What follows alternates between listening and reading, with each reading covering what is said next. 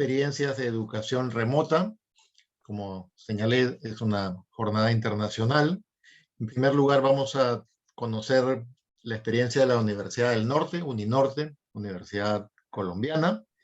Nos acompaña la profesora Edna Manota Salcedo. Ella es doctora en Comunicación y Educación por la Universidad de Huelva, en España, y tiene una maestría en Estudios Culturales de la Universidad Nacional de Colombia. Actualmente forma parte del Centro para la Excelencia Docente de la Uninorte y lidera un proyecto de materiales educativos digitales.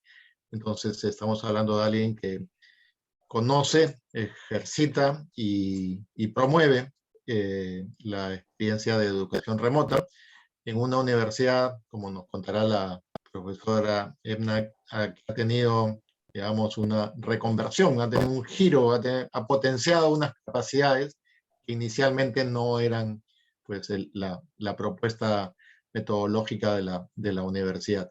Ella va a hacer una presentación. Inmediatamente después de su presentación vamos a tener el espacio de diálogo. Luego tendremos la segunda presentación de acuerdo a lo programado. Para no demorar más, entonces con mayor gusto y agradeciéndole su colaboración, dejo a la profesora Edna Manotas de la Universidad del Norte de Colombia. Adelante, profesora. Bueno, muy buenos días a todos y a todas. Un placer saludarlos desde Barranquilla, Colombia. Bueno, me gustaría que voy a empezar a compartir pantalla. Listo. Me gustaría que, pues, que participaran todos de la presentación también y que ingresaran a través de su celular o a través de otra ventana del navegador a la dirección menti.com. Y allí les va a pedir un código y por favor ingresan con el código que están viendo en pantalla 53081183. Pueden entrar menti.com, lo pueden hacer desde su celular o desde otra ventana del navegador. Bien, mientras se van conectando, muchísimas gracias por la invitación. Es un placer para mí estar esta mañana compartiendo parte de los aprendizajes que hemos tenido en el diseño de experiencias remotas y virtuales en la Universidad del Norte, en una universidad tradicionalmente presencial, por lo que ha sido bastante retador todos estos cambios que nos ha traído pues la pandemia y también el escenario en el que estamos ahora post pandemia. Bien, me gustaría que participaran de la presentación. Si están allí, pudieran ingresar al Menti. Todavía no hay personas conectadas al Menti. Yo estoy coordinando el diseño de materiales educativos digitales en el Centro para la Excelencia Docente de la universidad y ahorita estoy también en la coordinación del proyecto de virtualización también de la universidad que ha emergido. Pues no solamente con pandemia, sino ya antes de pandemia ya teníamos algunos intentos y adelantos de ir enfocándonos en todo el tema de virtualidad como una parte de la estrategia de sostenibilidad de la universidad y de expansión de mercados. Bien, bueno, hay 2 personas conectadas al Menti, pero hay 25 en el chat, tal vez están ocupados y no quieren interactuar directamente con la presentación, pero entonces voy a ir avanzando y en la medida en que van participando pueden ir Jesús, hola, buenos días. Pueden ir participando de la presentación. La idea es que ustedes también puedan ir interactuando y no sea solamente pues yo hablando. ¿Listo? Entonces, la primera pregunta, ¿quiénes están acá esta mañana? ¿De qué universidad? ¿En qué cargo están? Me gustaría pues conocer el público, si pueden anotar su nombre. Si no pueden interactuar en el Menti por alguna razón técnica o porque no tienen conexión o algo así, pueden dejar estas mismas preguntas, las pueden ir respondiendo por el chat, ¿listo? Y así pues vamos conociéndonos un poco, como quiénes son, de qué universidad. Bueno, aquí ya hay una persona que dice que es docente, muy bien. Digamos que esto que les voy a contar puede servir tanto a docentes como a personal que está en gestión académica. Muy bien, técnico de la Red Peruana de Universidades, profesor principal también, Universidad Peruana Cayetano Heredia. Un placer saludarlos. Los que no han podido entrar al Menti, como les digo, pueden ir respondiendo también en el chat. ¿Listo? A ver, aquí otra persona de la Universidad Peruana, Cayetano Heredia. Muy bien, un placer. Bien, entonces la Universidad del Norte está en el Caribe colombiano. Creo que la ciudad más famosa del Caribe colombiano podría ser, bueno, Universidad Nacional de Tumbes, es un placer. Es Cartagena, ¿verdad? Barranquilla está en el Caribe, al lado entre Santa Marta y Cartagena. La Universidad del Norte es una de las universidades privadas que está en el top 10 de las mejores universidades de Colombia, está muy bien rankeada, es privada, tradicionalmente presencial, y hasta antes de pandemia teníamos como Blackboard o el LMS que usábamos, ahora cambiamos a Brightspace, que es otro LMS. Pues básicamente lo que usábamos era todo el LMS como apoyo a la presencialidad, con lo cual la pandemia marcó un hito importante en todo ese nuevo ecosistema que nos estábamos planteando. Ok, bien, aquí están ya dejando algunos datos. Un segundito. Bien, me gustaría conocer por qué están en esta charla esta mañana. A mí siempre me gusta hacer esta pregunta porque siempre pienso que el tiempo es un bien preciado para tantas personas, ¿verdad? Es como tan importante ahora el tiempo como humanos, como seres, como no solo como personas que trabajamos en una institución, sino como seres familiares, ¿verdad? Y seres que trabajamos y que estamos también con la familia, con los amigos. Me gusta preguntar esto porque es tu tiempo, ¿no? ¿En qué estás invirtiendo tu tiempo? Y cómo quisiera yo poderles ayudar a cumplir sus expectativas esta mañana. ¿Qué los motiva a estar acá en esta charla? O de repente me dicen, mira, fue que me invitaron y estoy aquí obligado. Vine porque me dijeron, anótate, apúntate, o de verdad, ¿qué les motiva a estar esta mañana acá y poder corresponder como tal, con lo que yo pueda compartirles y con lo que he aprendido, pueda corresponderles con esa expectativa? Bien, alguien dice por la experiencia que tuvieron en pandemia, muy bien, intercambiar, conocer, súper.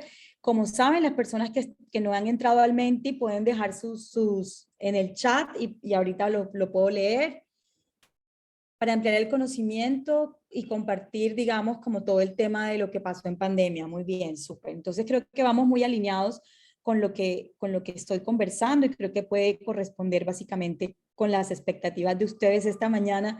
Lo que yo siempre digo, en qué invertimos nuestro tiempo, porque le motiva a uno estar en ciertos escenarios. Bien, como bien lo han dicho, la pandemia nos marcó a todos a nivel profesional y a nivel personal, ¿verdad? Todo el tema de salud mental al que vimos abocados, la soledad, la incertidumbre por la muerte, familiares, amigos que estaban por allí muy enfermos, todo el tema del confinamiento, cada país lo vivió diferente. Entonces creo que allí no solo marcó la parte profesional y digamos que aceleró la transformación pedagógica de muchas instituciones, pero también a nivel personal, familiar, pasaron muchos cambios muy rápidos en muchas familias, ¿no? En todo el planeta, básicamente.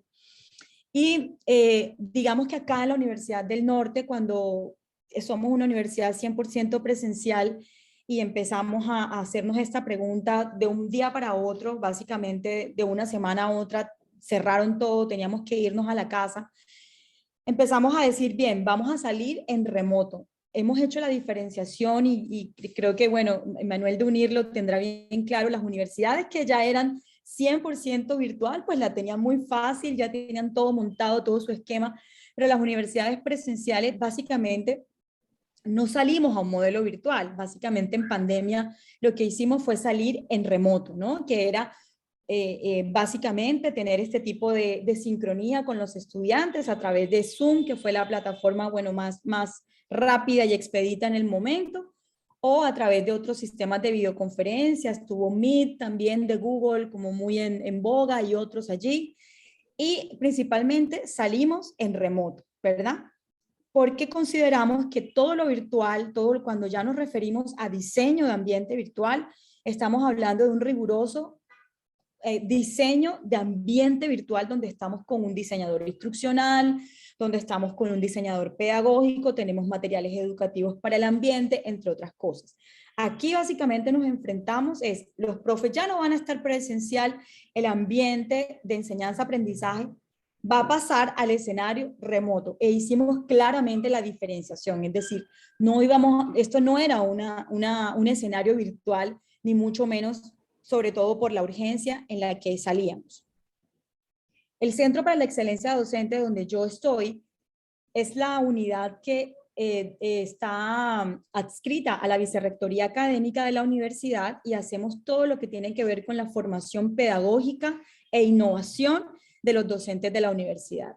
Así que en esta aventura en marzo, cuando empezó el confinamiento acá en Colombia, 18 de marzo para ser más exactos, hicimos una pausa de 2 semanas, se suspendieron las clases por 2 semanas para poder hacer todo el acompañamiento y alistamiento de casi 1.300 docentes de la universidad. Allí implementamos un plan en el que distintos asesores del CEDU eran como los padrinos de grupos de profesores y empezamos a trabajar por distintos frentes.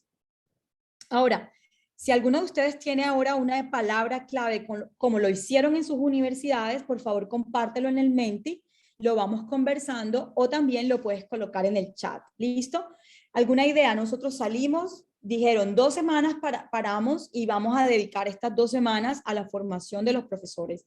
No solamente en aspectos técnicos, que es el uso de las plataformas de videoconferencia, sino además cómo llevar a cabo una clase remota que fuera de alta calidad y que no fuera simplemente hablar por horas, porque eso iba a ser agotador para los estudiantes y como agotador para el docente, y además disminuía la calidad de la experiencia de enseñanza-aprendizaje. Así que si quieren ir compartiendo cómo lo iban haciendo en sus universidades, lo pueden colocar aquí en el Menti o lo van colocando en el chat. ¿Listo? Bien, aquí alguien comparte que de acuerdo con su experiencia, cada profesor fue utilizando el Zoom muy bien. Además, empezó a salir mucho material a través de YouTube, a través de redes sociales, donde los profes iban como encontrando, ¿verdad? Nuevas ideas, era algo nuevo para todos. Rediseño de los cursos, muy bien. Y la adaptación, importante la colaboración de los profes para la adaptación, así es.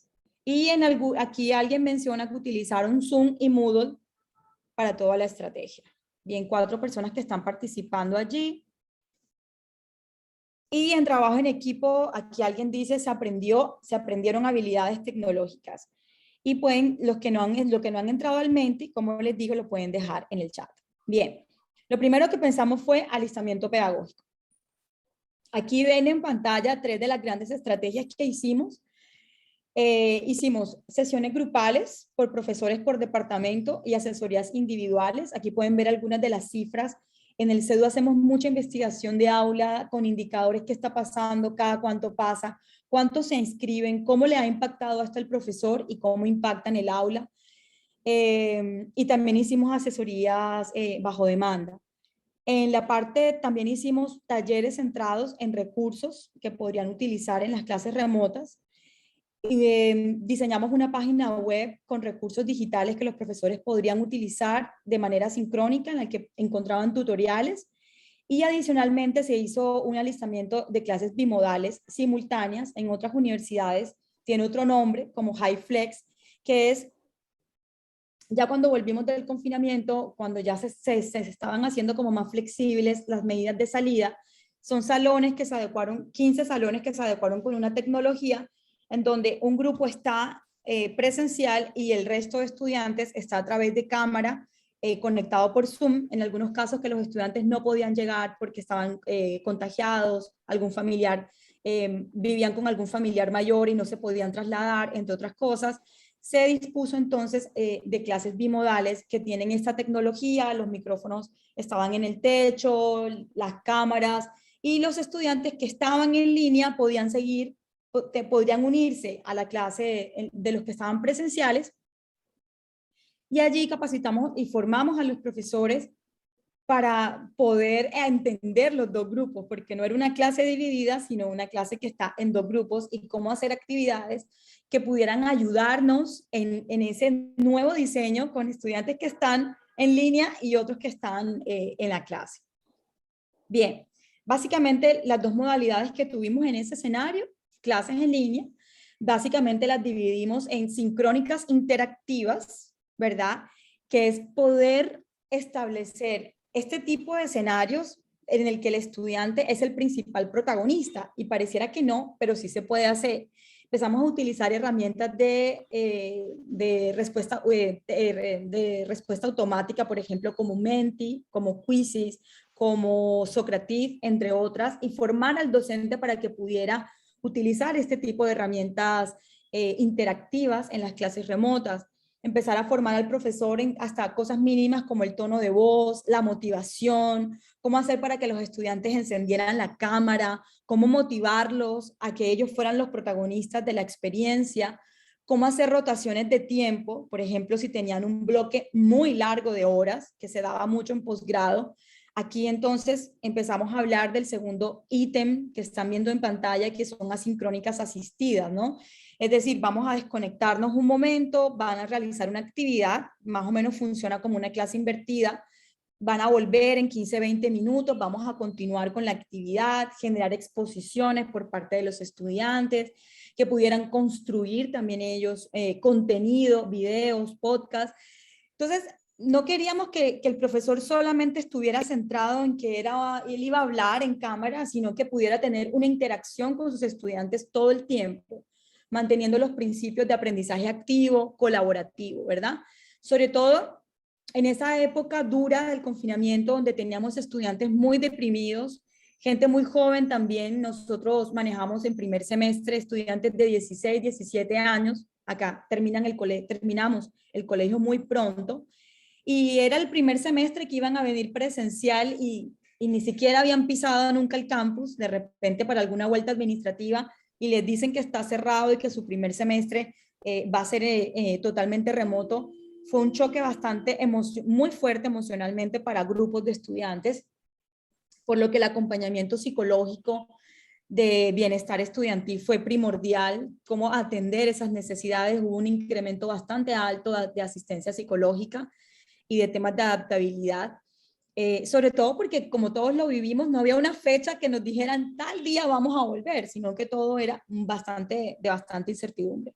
Y también teníamos casos de salud mental en nuestros profesores que también estaban pasando por distintas circunstancias personales como todos, ¿no? Entonces, digamos que no solamente teníamos que centrarnos en lo técnico, en lo didáctico, sino también en lo emocional, y eso también fue un reto bastante grande para todos.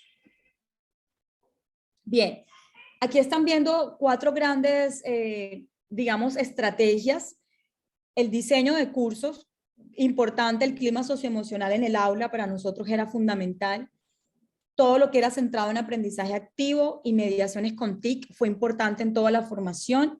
Cómo organizar el curso en la plataforma y que le apoyara al docente en este escenario remoto al mismo tiempo. Cómo poderlos ayudar y que además la experiencia fuera lo más positiva para el estudiante, que es finalmente, ¿verdad?, donde deriva todo lo que nosotros hagamos por nuestros profesores, deriva en el estudiante, que es nuestra principal motivación. Adicionalmente, todo el componente de evaluación, que era una de las principales preguntas que nos hacían los profesores, toda esta duda, ¿verdad?, del plagio, que cómo hacían las evaluaciones. En lo posible, allí propusimos a nuestros profesores todo el tema de trabajar con evaluaciones centradas en en el pensamiento crítico, todas las técnicas del libro abierto, que fuera todo alineado con los resultados de aprendizaje. Adicionalmente, el tema de infraestructura, que era importante, la inversión de dotaciones, de salones, Blackboard en la nube. Cambiamos allí también ahorita, después de pandemia, nos cambiamos de LMS, como les comenté. También a partir de la Dirección de Tecnología se adquirieron nuevas herramientas, sobre todo laboratorios para las clases de ciencias básicas. Se adquirieron como laboratorios virtuales, escenarios de simulación, entre otros. Nosotros tenemos facultades de ciencias médicas, medicina, enfermería, odontología, donde ustedes saben que la parte práctica es fundamental, por lo que fueron los primeros en volver al campus cuando ya se podía y con grupos pequeños.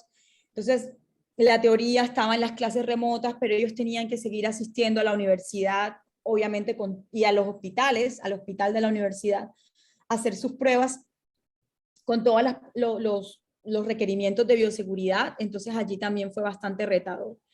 Otra cosa importante para nosotros fue mantener el sentido de comunidad con los profesores. Nosotros siempre estamos haciendo estrategias donde profesores de distintos departamentos conversen entre sí y hacer eventos no solo académicos, sino lúdicos. Por ejemplo, hacíamos con Bienestar Organizacional de la universidad clases de cocina para profesores en los tiempos libres, hicimos catas de cerveza, catas de café, les enviamos detalles a sus casas, pequeños souvenirs, hicimos la semana del Día del Profesor. Queríamos que se sintieran todo el tiempo conectados y empezamos a revisar elementos de presencia social en ambientes remotos y en ambientes e-learning, que se sintieran todavía que estábamos juntos saliendo pues de todo esto.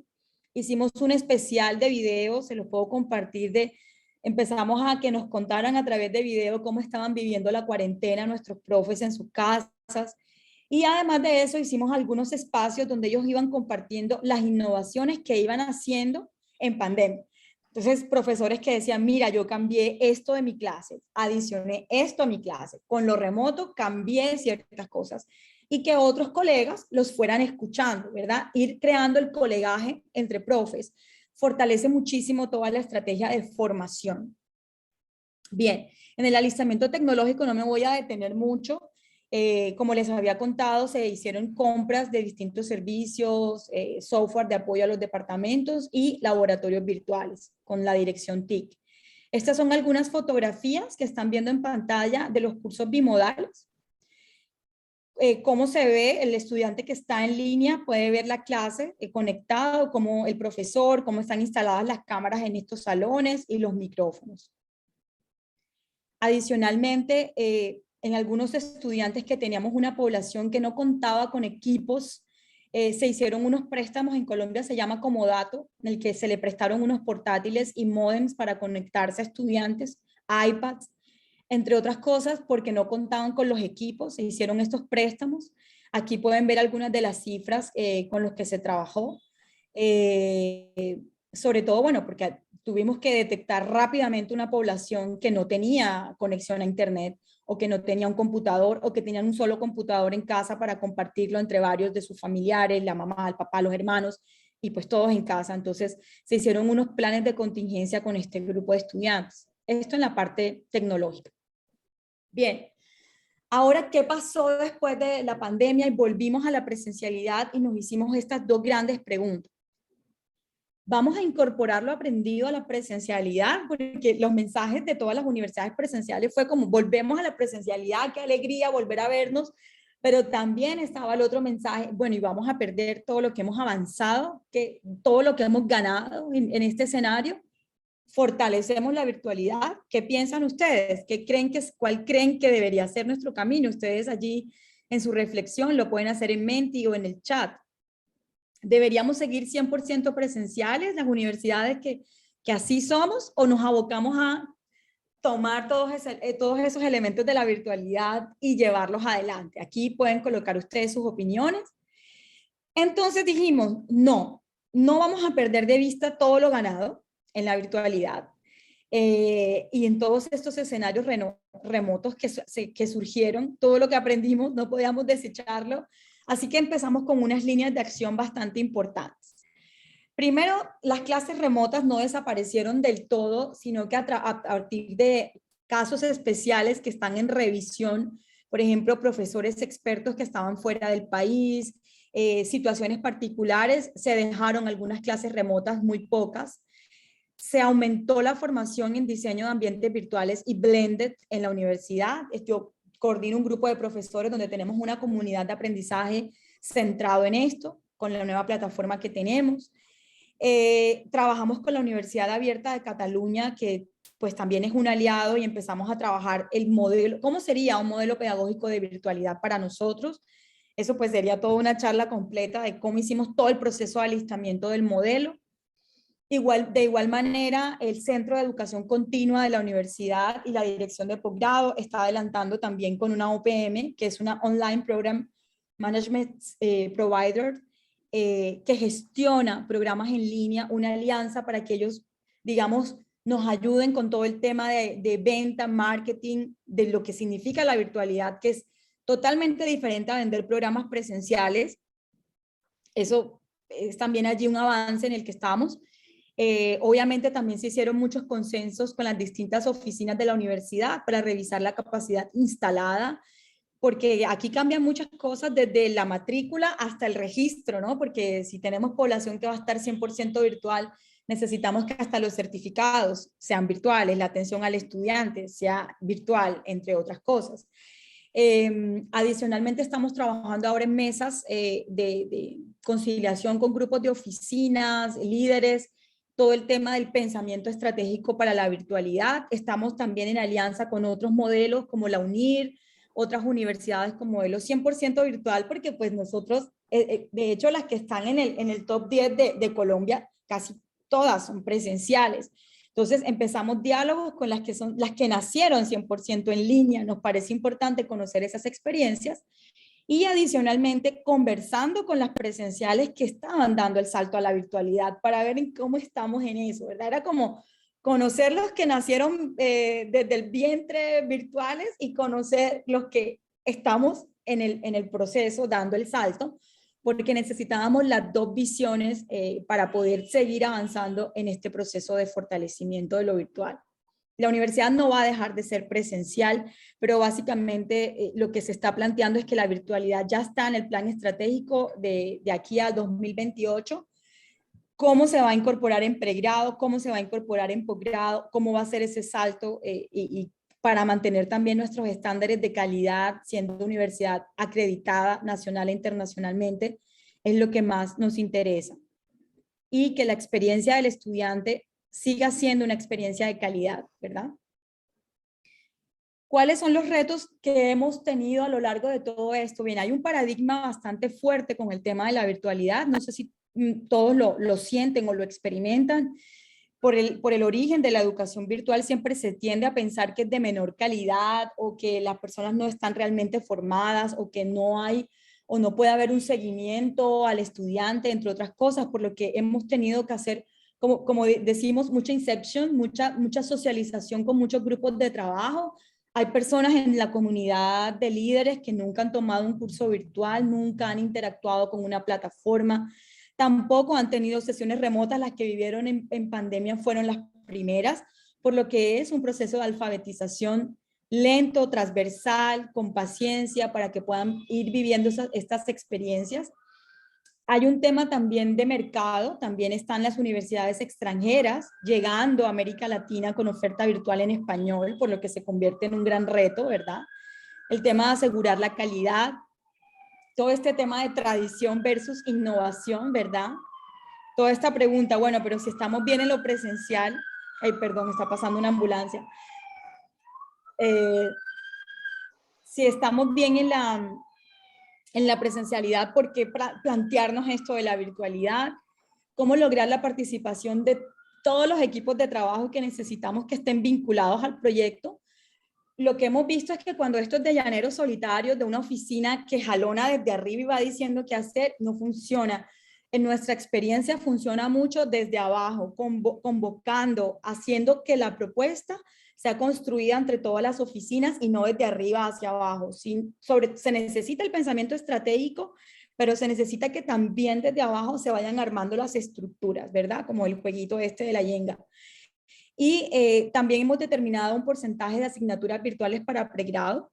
Estamos pensando en un 20% de asignaturas, generalmente para estudiantes de mayor edad, desde quinto, sexto semestre, estudiantes que estén en práctica profesional fuera del país o que estén haciendo algún tipo de experiencia por fuera y que les sirva tener asignaturas virtuales.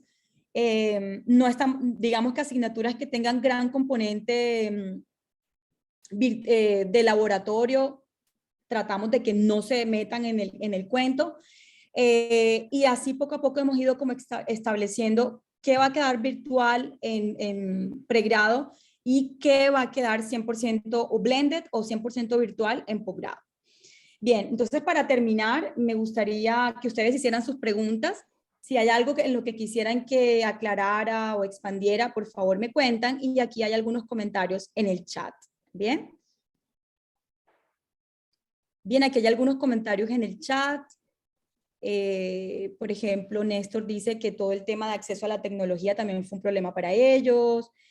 Ante la pregunta de qué hacemos con la virtualidad en ambientes presenciales, dice que sí, vamos a fortalecerlo, llegó para quedarse. Semipresencialidad y virtualidad es el futuro. En algunas áreas como educación continua, la virtualidad acerca a la universidad, así es, de personas que trabajan en zonas alejadas. Y la presencialidad vertical, paternalista y centrada en el docente, y la idea, exacto, y creo que el escenario virtual nos puede ayudar muchísimo. Bien, gracias. Creo que he sido cumplida con el tiempo. Martín, tú me dirás, por favor, cuéntenme si hay algo en las que les gustaría preguntar o conocer más a fondo, con muchísimo gusto. Muchísimas gracias, perfecto. El estilo de la presentación ya es innovador, digamos, para el promedio de las actividades que nosotros hacemos. Y sin perjuicio de estar ahora en el momento del diálogo, tú ya has interactuado con muchos de los colegas a través del desarrollo de la presentación. Pero obviamente si tenemos unos minutos todavía de posibilidad de diálogo con la profesora Edna, pues creo que no deberíamos desaprovecharlo. Así que sin perjuicio de las formas escritas, el chat y el mismo sistema que nos ha invitado a usar Edna, pues yo también los invito a plantear. Tú me preguntan cómo se financiaron los equipos, digamos, Sí. el tema económico, por ejemplo, cómo cubrieron las nuevas demandas con la inversión que generaba esta, ¿no? Sí, bien, aquí en la primera pregunta hace Gladys, pregunta lo de las estrategias de relaciones con los docentes, todo el tema de comunidad, Gladys, me imagino a la que te refieres. Bien, el tema de comunidad, como les decía, fue súper importante, o sea, hace parte también de las estrategias del CEU poder fortalecer todo el tema de comunidad docente en la presencialidad. Cuando nos fuimos al tema remoto, pues también era importante, sobre todo por lo que les decía de la salud mental de todos nuestros profes y nuestros estudiantes, por lo que empezamos a idear todas las estrategias de cómo mantener esos ciclos de comunidad con nuestros profes. Entonces tenemos un club de lectura. Cada año tenemos 2 clubes de lectura presencial donde se les envía un libro digital o es por inscripción o físico, y cada 15 días se reúne el grupo y cada 15 días se habla de un capítulo. Es un libro escogido con temas de pedagogía universitaria, tiene 6, 7 sesiones más o menos, 8 sesiones, y allí hay un facilitador que los convoca, ¿verdad?, a poder conversar sobre temas de pedagogía. Nosotros también tenemos un escenario que se llama Hablemos Docencia, que es un almuerzo. En la presencialidad era un almuerzo donde los profes nos reuníamos, 15, 20 profes, a hablar de un tema, se escogía un tema con anterioridad y se planteaba en ese escenario. También teníamos cafés, ¿verdad? Teníamos cafés donde los profesores conversaban. Entonces ya en la virtualidad teníamos el cafecito virtual. A veces podíamos, al grupo de profes que estaba en Barranquilla, a veces podíamos enviarles los cafecitos con domicilios a sus casas y a veces no. A veces simplemente decíamos, profes, vamos a tener la tacita de café o de chocolate, de té, de juguito que ustedes tengan en su casa, muéstrenos su taza en pantalla, vamos a cocinar juntos. O sea, tratábamos de llevar los escenarios presenciales a escenarios de comunidad remotos. Y ellos nos iban dando también ideas, ¿no?, de cómo hacerlo. Mira, el Hablemos Docencia lo podemos hacer así, la conversación, etcétera. Tuvimos muy buena recepción de estos eventos de comunidad en lo remoto. Cuando hacíamos los sondeos o cuando hacíamos las mediciones, los profesores agradecían muchísimo todo esto de podernos mantener en comunidad, no solo con temas académicos, sino también con temas lúdicos, de distracción, de desconectarse. Profesor y los estudiantes pasando, no sé, 9, 10 horas pegados a la pantalla y luego hacerlo, pero lúdicamente, para reírse, para conversar con otro colega, y eso ayudaba muchísimo a la salud mental y al fortalecimiento del tema de comunidad. El tema del comodato, pregunta Robert, ¿y cómo se financiaron? El comodato acá es una palabra, no sé en Perú cómo sea, pero es como un préstamo, como un alquiler, en el que yo le entrego sin costo al estudiante el iPad, por ejemplo. y ese iPad el estudiante se compromete, firma como que lo cuida, tal, y lo tiene que devolver cuando retomáramos a la presencialidad. ¿Listo? ¿Cómo se financiaron estos equipos? En la mayoría no se compraron equipos nuevos, allá la universidad tenía en las salas de laboratorios, que hay algunas salas de trabajo con portátiles y con iPads, se prestaron esos mismos. Si había que comprar algo, lo que la Dirección de Tecnología propuso como un presupuesto emergente que pudiera cubrir en el tema de crisis, ¿no? En el comité de crisis que tenía la universidad. Bueno, ya contesté, creo que esta de la efectividad de los eventos lúdicos y estrategias para evaluar en forma remota. Bien, allí lo que hicimos con los docentes fue todo el tema de formación de cómo evaluar en ambientes virtuales, ¿verdad? Y luego cómo evaluar en ambientes remotos. Como les decía, el profesor tenía mucha inseguridad por todo el tema del plagio. Sin embargo, primero fue un tema de que ganara confianza y segundo, empezar a establecer distintas evaluaciones que no solo fueran de selección múltiple, sino que le permitieran al profesor poder medir a través de evaluación sumativa y formativa otro tipo de variables. Entonces, pues tratábamos que el profesor pudiera de pronto establecer estrategias de evaluación para casos, para resolución de problemas, que el profesor pudiera tener grupos, o sea, dividir el curso en grupos pequeños para que pudieran establecer también sesiones orales de evaluación complementarias a las evaluaciones de selección múltiple, entre otras que podía ser virtual. Se le abrió al profesor de un abanico de posibilidades de lo que podía hacer y ellos iban escogiendo de acuerdo con sus resultados de aprendizaje qué era lo más efectivo para sus casos. Y siempre estuvo allí el tema de la desconfianza, de cómo hacer, cómo ver si era el estudiante el que contestaba esto, lo otro, pero allí tuvimos que hacer bastante trabajo con esto. ¿Hay alguna otra pregunta, comentario? Edna, si Cualquier me inquietud. permites una pregunta de mi parte. La, los grupos de docentes por especialidad identificaron grupos más dispuestos y grupos más reticentes, digamos, la gente de ciencias más cercana, la gente de humanidades, a un prejuicio, digo un prejuicio, estaban más cercanos. ¿Cuál fue dentro de la pluralidad de licenciaturas que ustedes ofrecen? ¿Cómo les fue por grupos? Sin entrar en generar ninguna infidencia, obviamente. ¿Cómo les fue con los grupos de los colegas? Bueno, mira, yo creo que no fue tanto no creo que haya sido un tema de área de conocimiento, sino más bien de personalidades, ¿sabe? Varía muchísimo esto, porque digamos que en principio por la urgencia, o sea, tuvimos la mayor cobertura porque todo el mundo necesitaba entender cómo funcionaba, en principio, cómo funcionaba Zoom, ¿sí? Y cómo funcionaba Blackboard, Collaborate, videoconferencia. Nadie, o sea, no era algo que usaran cotidianamente, por lo que ahí no hubo resistencia, sino lo necesito. O sea, no lo, sobre todo profesores mayores de edad nos decían como, soy lento, me cuesta, pero lo necesito, ¿verdad? Entonces llegaban a la capacitación con ese paradigma de la edad, de Dios mío, no sé ni siquiera usar un smartphone y ahora tengo que aprender toda esta cantidad de herramientas. Entonces, en principio no había resistencia en cuanto a lo tecnológico porque era una necesidad, o sea, había que aprenderlo sí o sí. Entonces, todos los planes de formación en cuanto a lo tecnológico tenían que ir sí o sí. Ya después, ya cuando empiezas a ahondar en lo pedagógico, cuando ya empiezas a contar otras estrategias, por ejemplo, la sincrónica interactiva, cómo usar Mentimeter, cómo usar herramientas de interacción con el estudiante, cómo usar aprendizaje basado en casos en una clase remota.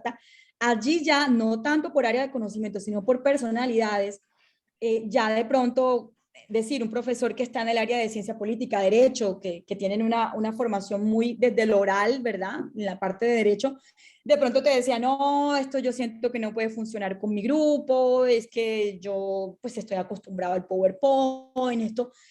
O sea, sí te hacían saber un poco como que no estarían muy dispuestos. Sin embargo, la mayor parte de los profesores mostraban mucho interés de poder aprenderlo. O sea, así fuera un difícil, así creo que contamos con un cuerpo docente que a las buenas o a las malas le tocó y eso fue positivo y negativo, pero creo que de todo esto solo han salido cosas positivas frente a lo retador que fue y que sigue siendo Solo han salido cosas positivas porque aprendimos demasiado y ellos también agradecen mucho el acompañamiento que tuvieron. Y claro, mire, en ese momento nos da mucha risa porque en el momento que salió todo esto, el confinamiento todo este tema del confinamiento, todo el tema era, ay, lo remoto, qué estrés, ¿cuándo vamos a volver a la presencialidad? Extraño la piel, extraño ver a mis estudiantes, quiero verles la cara, quiero sentirlos y tal. Bien, y luego cuando ya fueron pasando los días, ya empezaban las otras preguntas. Ay, pero qué chévere también tener algunas sesiones remotas o qué bueno el blended de poder hacer sesiones combinadas. Oye, me interesa seguir con lo del ambiente virtual. Entonces fue súper importante para nosotros que a pesar de que querían volver a lo presencial porque era lo habitual, querían seguir experimentando con todo eso que habían aprendido. Muchísimas gracias, muy interesante la experiencia de Uninorte que has compartido. Tenemos todavía un pequeño margen de tiempo para preguntas, si las quieren hacer por el chat o quieren hacer uso de la palabra. Claro que sí. Ahí ya dejé en el chat, dejé mi correo electrónico por si alguno de ustedes quisiera profundizar sobre algunos de los temas que les he dejado, no sé, alguna pregunta en particular, con mucho gusto me pueden escribir, atenta a lo que pudieran de pronto quisieran conocer más a fondo de la presentación. ¿Listo? Muchas gracias. Tenemos entonces compartido la información de contacto con la profesora Edna Manotas de la Uninorte. Ha sido muy gentil, Edna, compartir tu tiempo, conocimientos, experiencia. Nos habías adelantado que tu agenda del día ya te convocaba a otras tareas, por eso hemos hecho tu presentación primero y inmediatamente la posibilidad del diálogo, así que pues nos queda agradecerte, obviamente liberarte para el momento en que tú tengas que retirarte y nosotros continuamos con lo programado y nos vamos de Muchas Barranquilla, gracias. Colombia, a ti. Nos vamos a España, a La Rioja, a conocer la experiencia de la Universidad Internacional de La Rioja. Nos Muchas acompaña su... gracias. Gracias, Emma. Gracias, un saludo para todos. Lastimosamente tengo que retirarme. Saludos a Manuel, un abrazo.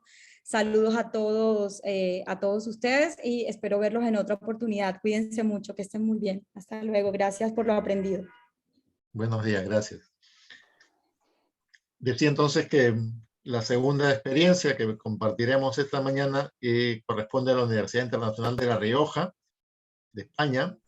Nos acompaña su director académico de Relaciones Internacionales, el doctor Manuel Herrera Gómez, doctor en Ciencia Política y Sociología y licenciado en Geografía e Historia, ambos por la Universidad de Granada, donde él ha ejercido docencia, y igualmente en la Universidad Nacional de Educación a Distancia de España lo ha tenido como profesor. Hoy Manuel, pues que seguramente con muchos de nosotros ya ha tenido algún tipo de iniciativa, contacto, visita, diálogo, pues por su función de director de Relaciones Internacionales es un visitante frecuente al Perú y a sus universidades.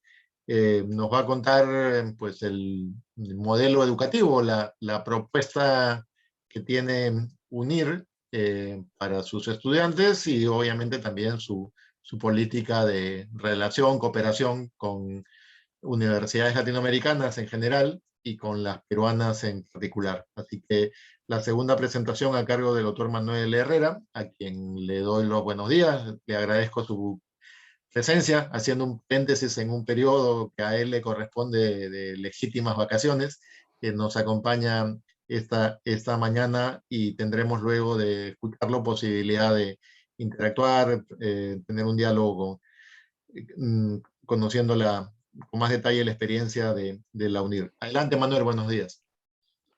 Muy buenos días, gracias Martín, pues por esta oportunidad que nos habéis brindado a UNIR para poder presentar lo que es una universidad online antes de la pandemia, durante la pandemia y después de la pandemia.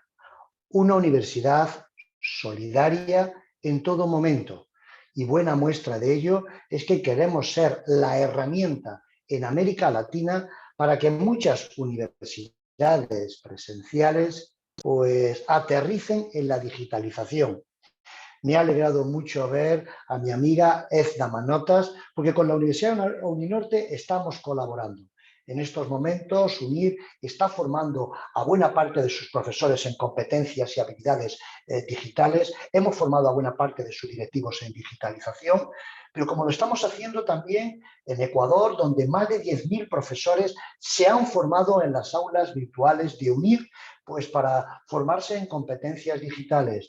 Lo estamos haciendo en Colombia, donde las universidades de la costa, las universidades del eje cafetero, las universidades del llano también están teniendo a unir esa herramienta para poder aterrizar en la digitalización. Y lo estamos haciendo en Perú. Buena muestra de ello es ese evento que tuvimos a finales de mayo, donde reunimos a más de 30 universidades para presentar experiencias post-pandemia. A mí, pues tengo el honor y la dicha de poder pasearme por Perú, de poder pasearme por Colombia, de poder pasearme por Ecuador, haciendo amigos, pero haciendo sobre todo solidaridad universitaria. Yo voy a compartir una presentación, voy a compartir pantalla para presentarles pues, lo que ha sido el caso exitoso de UNIR. Y cuando digo el caso exitoso de UNIR es que estamos hablando de una universidad virtual, no estamos hablando de una universidad pues, que haya aterrizado la digitalización. Nosotros ciertamente somos una universidad joven, pero somos una universidad que nació virtual y que desea ser virtual. No tenemos nada de presencialidad. A día de hoy son más de 100.000 los egresados del grupo educativo UNIR en España y en América Latina. Tenemos más de 70.000 estudiantes, más de 3.500 profesores, donde el 80% son PhDs, y creo que estamos hablando de una experiencia que, insisto, desea ser solidaria y desea innovar. Yo tengo un punto de partida en mi intervención. Considero, y lo decía antes de la pandemia, que la educación en línea es un instrumento para corregir desigualdades sociales. Y digo que es un instrumento para corregir desigualdades sociales porque lleva la formación a personas, espacios, a escenarios que de otra manera quedarían ocultos. El perfil del alumno de UNIR no es el alumno de 18 o 24 años, es fundamentalmente profesionales que necesitan actualizar sus conocimientos, que necesitan compatibilizar vida laboral y vida familiar, que al fin y al cabo necesitan reinventarse en una sociedad donde la formación no acaba nunca. Es por eso que UNIR ya tenía una gran presencia en España y ya tenía una gran presencia en Latinoamérica antes de la pandemia, porque estaba ocupando un espacio de personas que estaban quedando excluidas. Tengo el honor de haber sido pues la persona que montó la primera maestría en UNIR, una maestría en intervención social, orientada a trabajadores sociales, que se formaron hace 15 o 20 años, cuando los problemas de violencia de género, de migraciones, de pobreza, tenían unas características, necesitaban reactualizarse. Más de 6.000 trabajadores han pasado en estos últimos 10 años por las aulas virtuales de UNIR y se han actualizado. Por eso, punto de partida, no veamos a la educación en línea sencillamente como algo que ha emergido durante la pandemia. Existía antes y por eso presento este telón de fondo. Una gran defensa de la educación en línea como instrumento para corregir desigualdades sociales, para formar a personas que si no fuera por esta educación en línea quedarían totalmente excluidas. Y estamos hablando de la sociedad donde la formación no acaba nunca, de e-learning. ¿Qué ha supuesto la crisis del COVID-19? Pues ese va a ser mi primer punto. A continuación, hablaré de viejos y nuevos escenarios en el modelo educativo. En tercer lugar, cómo las nuevas tecnologías han llegado para quedarse. ¿Pero qué hablamos de nuevas tecnologías? Hacer educación en línea, y voy a insistir en mi presentación, no es hacer educación presencial a través de la plataforma Zoom, a través de la plataforma Teams, a través de Google Meet. No, implica una metodología. Por eso insistiré en qué no es la educación en línea. E insistiré en la importancia de la metodología, de las herramientas. Sé que durante la pandemia Uninorte, como tantas universidades, tuvieron que improvisar. Ahora llega el momento de decir, ¿qué vamos a quedar? ¿Qué nos va a quedar? E insisto, aquellas universidades que caminan hacia modelos híbridos deben de tener muy en cuenta qué metodología, pero sobre todo tienen que tener muy presentes el nuevo rol que tiene que jugar el profesor, el nuevo rol que tiene que jugar el alumno y sobre todo el nuevo rol de los materiales digitales, porque la educación en línea es un instrumento que favorece especialmente el autoaprendizaje. Por tanto, permítame que sea un poco arriesgado. He sido un gran defensor de la educación en línea antes de la pandemia como instrumento de corrección de desigualdades sociales. Fui un gran defensor de la educación en línea durante la pandemia porque era la forma de mantener vivo el sistema educativo y actualmente soy un gran defensor de la educación en línea, que tiene que hacerse con CAD, que no es hacer enseñanza virtual a través de plataformas, sino que requiere nuevas metodologías, nuevas herramientas, nuevo rol de profesores, nuevo rol de alumnos y nuevo papel de los materiales. Por tanto, empecemos. ¿Qué era la educación en línea antes de la pandemia? Lo dije en una conferencia en la UPC en febrero de 2018 en Lima. Una educación de segunda división. En Perú la educación en línea era vista como una educación de segunda división, pero también en Colombia, pero también en Ecuador. Era una educación, no digamos el Chile, el famoso progreso chileno. Todos veían la educación en línea como una educación de segunda división, como una educación que no tenía calidad. En España ya habíamos pasado ese periodo, y lo digo, nosotros al día de hoy tenemos más de 150 maestrías, todas ellas evaluadas por la Agencia de Evaluación y Acreditación de la Calidad, con los parámetros europeos.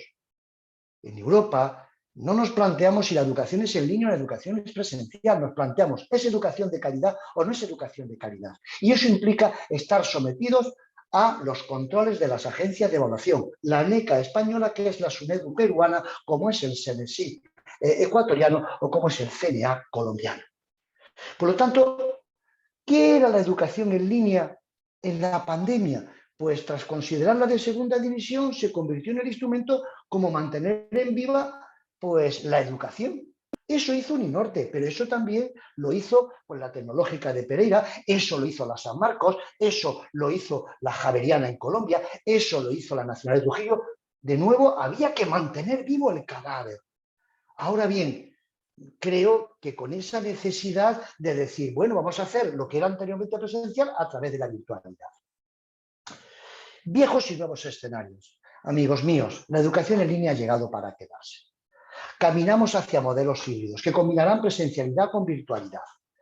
Algunos optarán por un 20%, 30%. Yo creo que el problema no está en los tantos por ciento. El problema está en si la formación en línea que se está ofreciendo es una formación en línea, insisto, de calidad, que tiene unos materiales que favorecen el autoaprendizaje, que tiene unos profesores que no hacen de las clases, pues, unas clases presenciales virtuales como si estuvieran en magistrales de la antigua usanza, sino que se convierten en auténticos gestores de relaciones, que tenemos un seguimiento por parte de los tutores que evita la deserción, que tenemos unas herramientas de autoevaluación que perfectamente pues, identifican que se están adquiriendo las competencias y habilidades.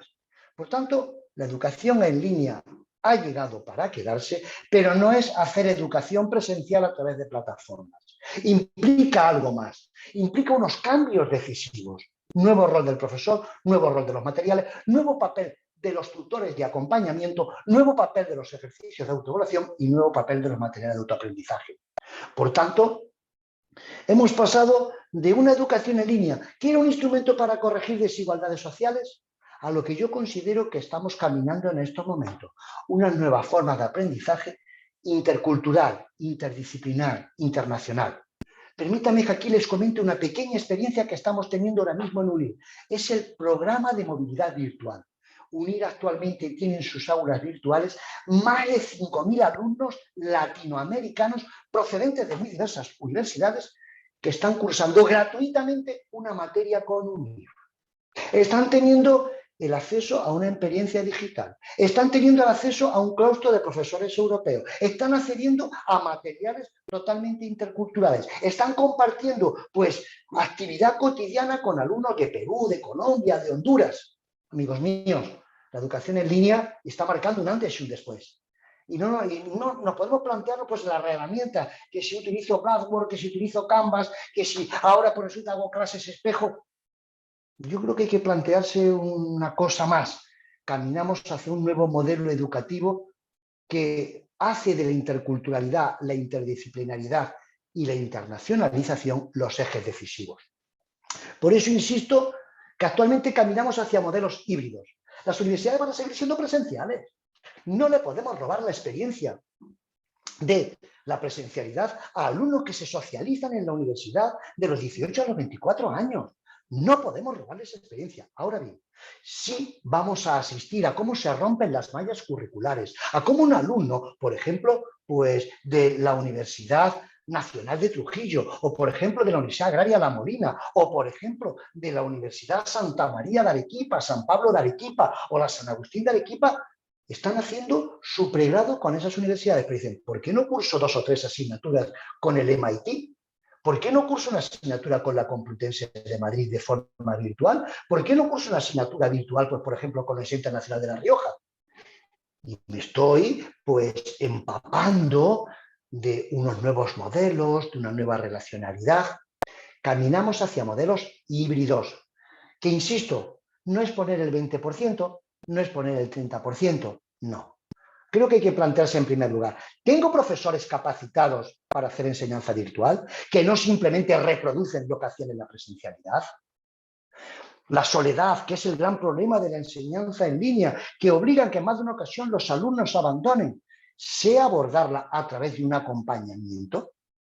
¿Tengo unos materiales que favorecen el autoaprendizaje? De tal manera que el alumno, cuando aparece en el aula, lo que hace es convertirla en un foro de participación. Por lo tanto, amigos míos, creo que se ha abierto un nuevo escenario con nuevos actores, la marcha hacia modelos híbridos. Y esto lo digo como cuando uno coge el tren, o las universidades cogen ese tren o lo perderán. Y las universidades tendrán que apostar por modelos híbridos, que no simplemente será adquirir nuevas plataformas, no simplemente será plantearse cuánto tanto por ciento pongo de asignaturas virtuales.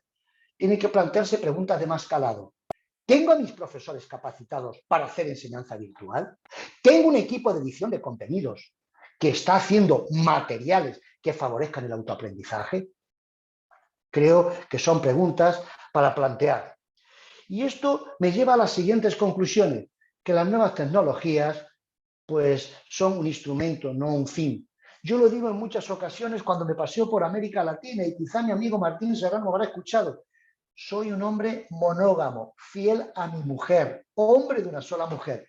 Pero ustedes me preguntan de plataforma y soy polígamo. Utilizo Blackboard, Sakai, Canvas. Lo importante no son las plataformas. Lo importante no es la nueva herramienta del software, pues DocuWare, que me permite una corrección. No, son un instrumento, no un fin. Las nuevas tecnologías son unas herramientas para el autoaprendizaje. Las nuevas tecnologías son un utillaje para la adquisición de competencias y habilidades. Pero no son el fin de la educación. Insisto mucho en este aspecto, porque nos podemos quedar pues, en eso, en una fragmentación entre lo humano y lo técnico. Y lo importante es reconducir lo técnico a lo humano. Amigos míos, las nuevas tecnologías han llegado para quedarse, efectivamente. Las universidades van a tener que hacer una gran inversión. Las universidades van a tener que decidir. Pero también te digo, os digo a todos, y lo digo al Perú, como lo he dicho en Colombia, como lo he dicho en Ecuador, como lo he dicho en México, como lo he dicho.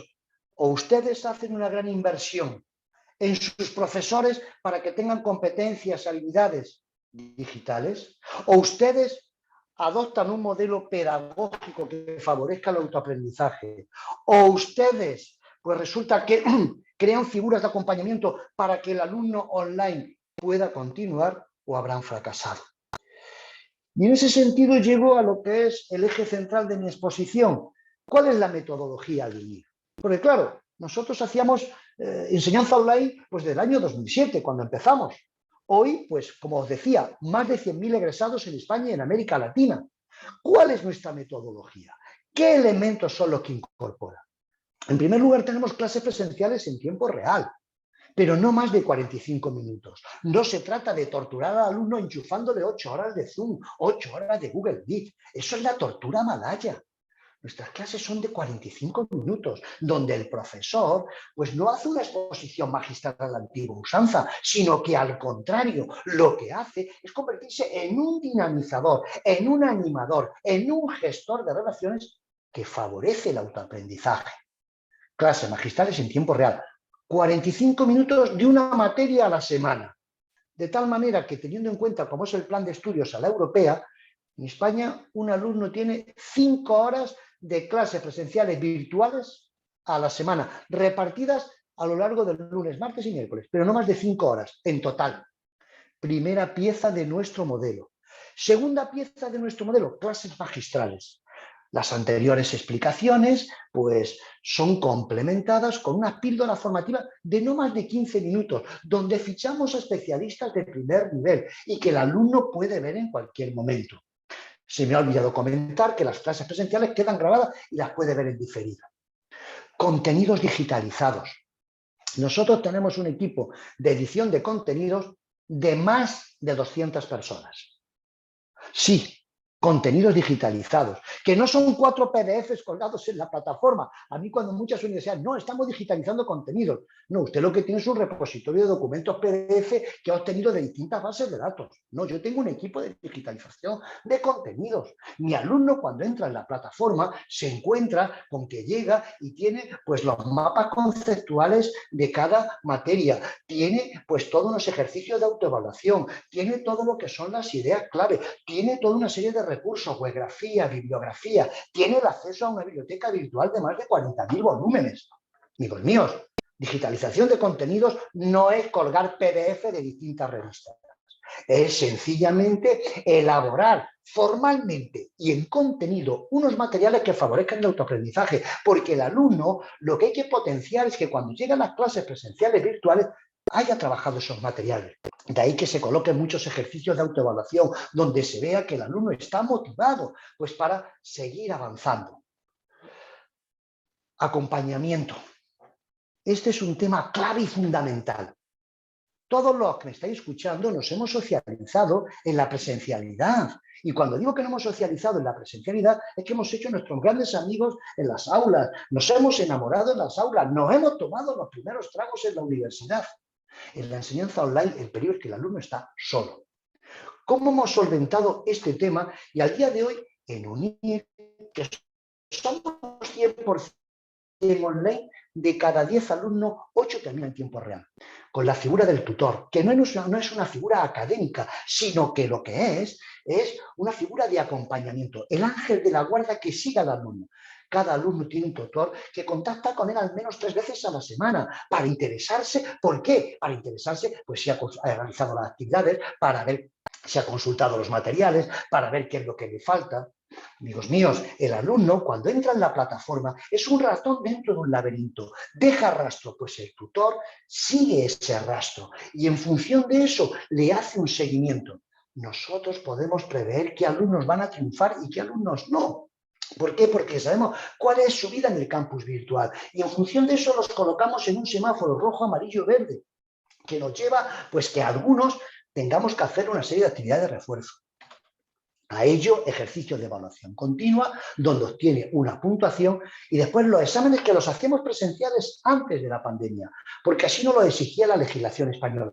Hoy los exámenes no son presenciales, porque nos lo permite la legislación española. Ahora bien, con todos los controles de calidad, huella digital, doble cámara, este es nuestro modelo pedagógico. UNIR no hace presencialidad a través de plataformas. UNIR pues tiene clases presenciales en tiempo real que son foros de conocimiento y de desplazamiento de ideas. Tiene clases magistrales que complementan lo anterior. Tiene contenidos enriquecidos, digitalizados de primer nivel. Hace un acompañamiento del alumno para que no se sienta solo a lo largo de todo su proceso formativo, certificando que adquiere las competencias y habilidades. Se lleva a cabo un proceso de evaluación continua. Por eso llego a esta conclusión. La educación online no es educación presencial hecha a través de plataformas. La educación online es algo más. Y por eso, para saber lo que es algo más, hay que entender varias piezas clave. Que en muchas ocasiones, cuando yo me paseo por las universidades que están transitando hacia la digitalización, que han apostado por la digitalización, les digo, me parece muy bien toda esa serie de software, me parece muy bien todas las plataformas, me parece muy bien todas las clases espejo y todo lo que quieran ustedes. Pero hay 3 piezas clave. Primera pieza clave, el profesor virtual. ¿Ustedes han capacitado a sus profesores en competencias y contenidos digitales? El profesor virtual no es lo mismo que el profesor presencial. El profesor virtual es un gestor de relaciones que favorece el autoaprendizaje y el autoconocimiento. No es un señor pues, que se convierte en un autoparlante que habla de la teoría que leyó en el libro o manual de cuando él cursó la asignatura. Por eso es clave y fundamental en el profesor favorecer las competencias blandas, la empatía, el saberse ubicar en el lugar del otro. Igualmente, el aula virtual. ¿Qué es el aula virtual? ¿Un sitio en el Zoom donde aquí estamos conectados? No, es un espacio de relacionamiento para el intercambio, que tiene que ser lo más interactivo posible. Pongo, por ejemplo, el caso, UNIR ha sacado recién, nosotros estamos invirtiendo mucho en nuestras aulas virtuales. Ejemplo, acabamos de sacar hace poco una maestría en Historia del Arte. Cuando el alumno entra en el aula virtual, no es como estamos aquí ahora mismo con la plataforma Zoom, no. El alumno entra en el Louvre, entra en el Museo del Prado, entra en los Uffizi, entra en la National Gallery para llevar a cabo las explicaciones. O pienso, por ejemplo, en los alumnos del Máster de Penal Económico Internacional, que entran en una clínica jurídica donde se resuelven los casos en tiempo real.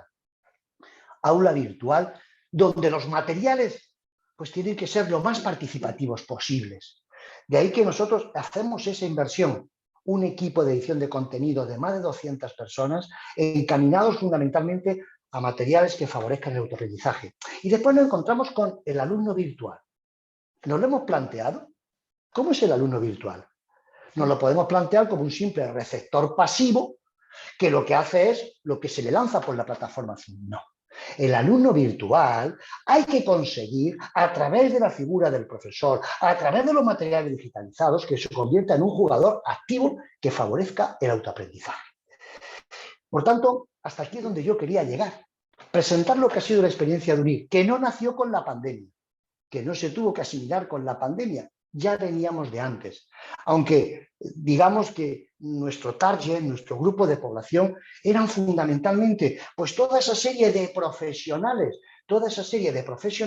pues ¿qué queréis que os diga? Que necesitaban pues favorecer su autoaprendizaje, favorecer su comportamiento. Amigos míos, esto es la experiencia por parte de UNIR. Una experiencia positiva, una experiencia con gran éxito, una experiencia que queremos compartir en el Perú. De ahí ese encuentro que tuvimos en Lima a finales de mayo y también el recorrido que hago por buena parte de las universidades. Aquí veo que está conectado mi buen amigo Juan Villacorta, que es el vicerrector académico de la Universidad Nacional de Trujillo, al cual le mando un gran abrazo. Veo también otra serie de amigos. Deciros que UNIR está al servicio del Perú. Somos una experiencia exitosa de digitalización y creo que podemos ser pues, esa herramienta en un país maravilloso, como lo estamos haciendo en Colombia, como lo estamos haciendo en Ecuador, como lo estamos haciendo en México.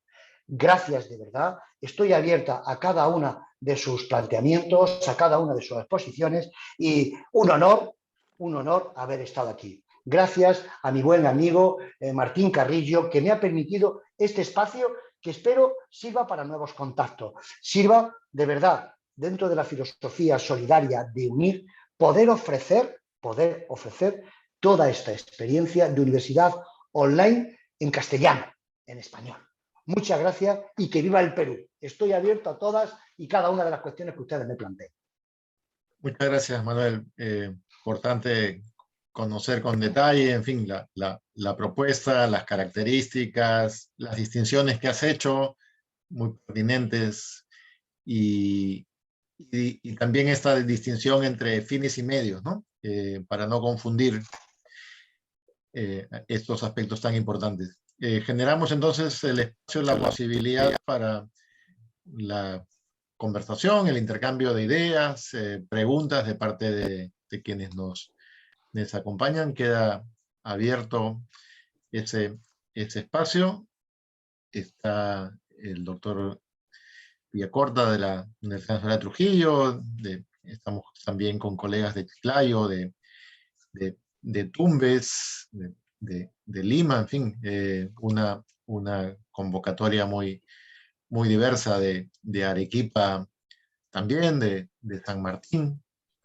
Así que de Lambayeque está Pedro Ruiz Gallo, también nos acompaña. En fin, distintos colegas que forman parte de las universidades que componen la red peruana de universidades. Por aquí me ¿Preguntas, comenta, comentarios? por aquí me comenta Jesús Chirinos, Ujú. ¿recibieron financiamiento del Estado? Nada, somos una universidad privada 100%. No tenemos ningún financiamiento estatal. Ahora bien, si somos una universidad solidaria y gratuitamente estamos apoyando a buena parte de las universidades que están apostando por la digitalización. Y ustedes se preguntarán, ¿por qué hacen eso? Pues se lo voy a decir, porque a nosotros nos interesa que la enseñanza online se haga de calidad. Cuando no se hace de calidad, nos desprestigia. Desprestigia este modelo en el cual yo confío plenamente como sociólogo. ¿Por qué? Porque insisto en la primera idea, instrumento para corregir desigualdades sociales, para llevar la formación a personas que de otra manera quedarían excluidos. Y creo que puede ser un gran instrumento en el Perú para la formación del capital humano de este siglo XXI. Manuel, si me permite. Sí, Dígame. cómo no, adelante, por favor.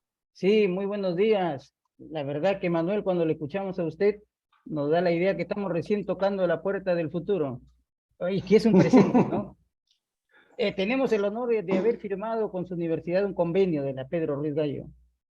La verdad que para mí fue uno de los pasos más decisivos que ha dado el nuevo gobierno. Y yo le dije que hay que visualizar hacia una universidad Pedro Ruiz Gallo virtual. Ese es el camino. Aquí todavía estamos con los esquemas antiguos de que todo tiene que ser, que tienen que socializar, es correcto. Pero tiene, como usted lo dice, hay que matizar y hay que ir transitando a la modernidad. Sé que en Europa la mayoría de maestrías y doctorados son online. ¿Por qué nosotros no? Yo quisiera que explique un concepto que todavía aquí no se entiende, que es el modelo híbrido. Están confundidos, se entienden otra cosa. Gracias.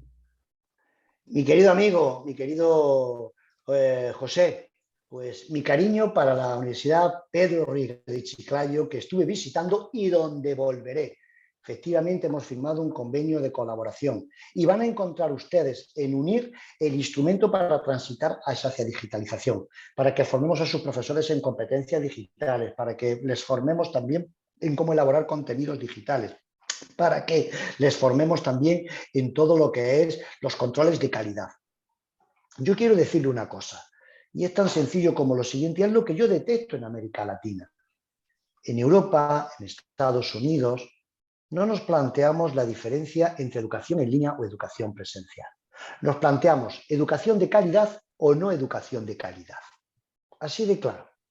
Eso es también porque existen, tanto en Europa como en Estados Unidos, agencias de evaluación que llevan a cabo la acreditación y certificación de las titulaciones. UNIR tenemos cerca de 150 maestrías, 40 pregrados, y tenemos 4 doctorados. Todas esas titulaciones han sido sometidas a un proceso de acreditación y evaluación por parte de la agencia, similar a la que tiene la educación presencial de la Complutense de Madrid, de la Universidad de Barcelona, de la Universidad de Huelva, de la Universidad de Sevilla o de la Universidad de Granada. Los mismos criterios. Si el alumno pues, está adquiriendo las competencias y habilidades, si está teniendo inserción profesional, si la malla curricular se adecua a las necesidades del mercado. Sí. Entonces, yo creo que en ese aspecto, en América Latina, pues ha existido una visión negativa sobre la educación online. Insisto, como educación de segunda división, ¿por qué? Porque se han hecho muchas cosas mal, porque ha habido grandes abusos, porque se han vendido cartones y no se ha vendido formación de calidad. Yo apuesto por la formación en línea de calidad y eso significa que existan los controles pertinentes para poderla tener así. Y creo que en ese aspecto la SUNEDU ha desarrollado, está desarrollando y desarrollará un importante papel. Y de ahí, igual que, por ejemplo, la CENESID en Ecuador o, por ejemplo, CNA en Colombia. Y cada vez son más las relaciones. Nosotros, por ejemplo, ahora mismo estamos pues, promocionando y ayudando a distintas universidades de Latinoamérica para que consigan el sello Audit de calidad, que significa que tienen un sistema interno de garantía de la calidad y que beneficiará a la enseñanza online. Por tanto, mis queridos amigos de la Pedro Ruiz Gallo, tienen en UNIR un aliado. 2, creo que se va caminando hacia pues, la calidad. Y cuando hablamos de modelos híbridos, ¿de qué estamos hablando? Estamos hablando de modelos que combinan presencialidad con virtualidad. La Pedro Rigallo es una universidad presencial, pero tiene que incorporar la virtualidad. Ahora, sois vosotros mismos, en función de quiénes son vuestros estudiantes, en función de vuestro profesorado, en función de vuestras titulaciones, los que tenéis que detectar, bueno, quiero crear un modelo híbrido. ¿Qué elementos tengo que tener presente? ¿Tengo profesores para poder montarlo? ¿Qué materias serían las más apropiadas? ¿Cómo puedo conseguir flexibilizar? Eso es un ejercicio de reflexión interna de gran calado. Pero el modelo híbrido va en esa línea. Va en la línea de decir, señores, tenemos que combinar presencialidad con virtualidad. Y eso significará también, en buena medida, apostar por la internacionalización, porque permitirá que ustedes puedan tener convenios de movilidad virtual al mismo tiempo que de homologación de titulaciones con universidades que también estén apostando por estos modelos.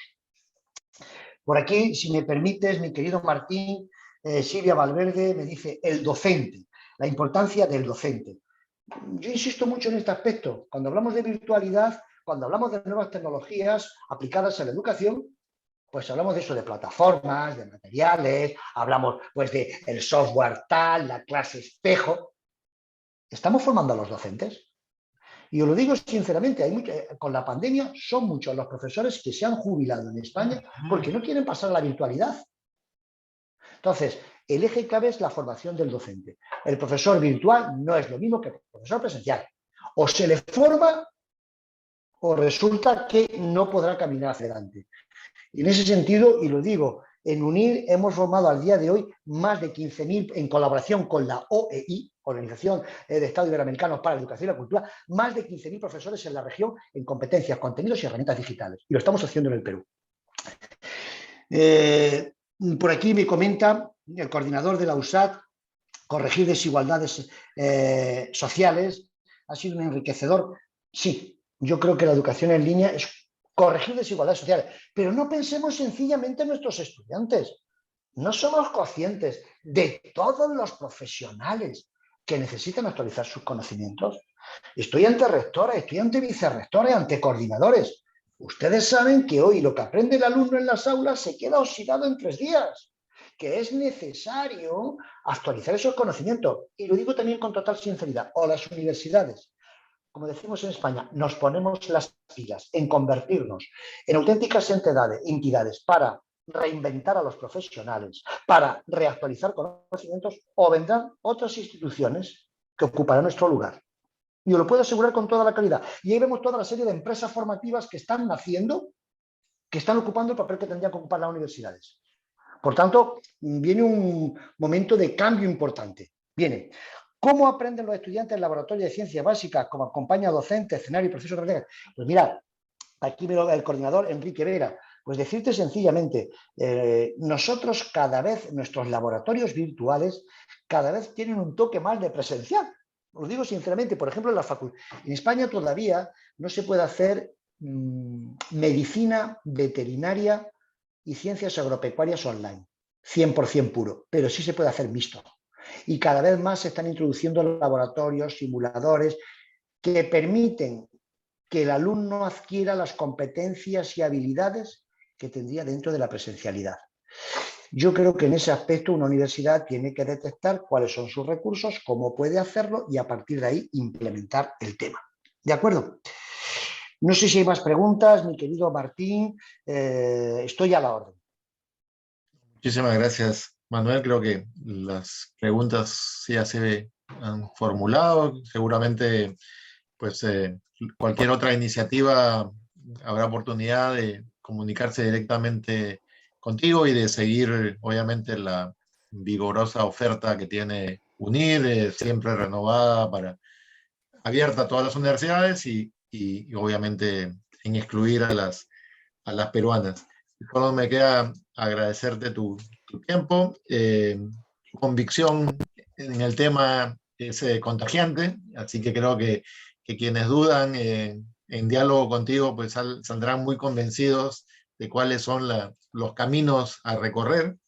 Así que te tendremos seguramente en otros espacios con los colegas de las universidades peruanas. Por mi parte, solo invitarlos a todos. Hoy concluye la semana de la formación. Esta tarde a las 4 tendremos 3 universidades compartiendo iniciativas para cerrar las brechas académicas ampliadas por la pandemia. Y destaco lo ampliadas, no es que no había brechas, ya teníamos brechas, pero la pandemia ha significado pues unas circunstancias mayores, reflexionar sobre ese impacto y especialmente las respuestas institucionales frente a esa circunstancia en estos semanas, meses que estamos ya retornando al trabajo presencial, pues ahí hay un reto que vamos a abordar en la tarde de hoy y clausurar también con el panel de la tarde, pues la semana de la formación. Los invitamos a partir de las 4 de la tarde a conectarse al Facebook oficial de la Red Peruana de Universidades para participar como público en esta actividad. Reiterarle a Manuel Herrera las gracias por su participación y a todos los que nos han acompañado esta mañana, pues igualmente. Una buena jornada en lo que le queda del día viernes. Buenos días. Abrazo grande desde España, Martín, y abrazo grande para todos los amigos. ¡Y viva el Perú! Muy bien, viva, gracias. Y España también. Gracias. Buenos días.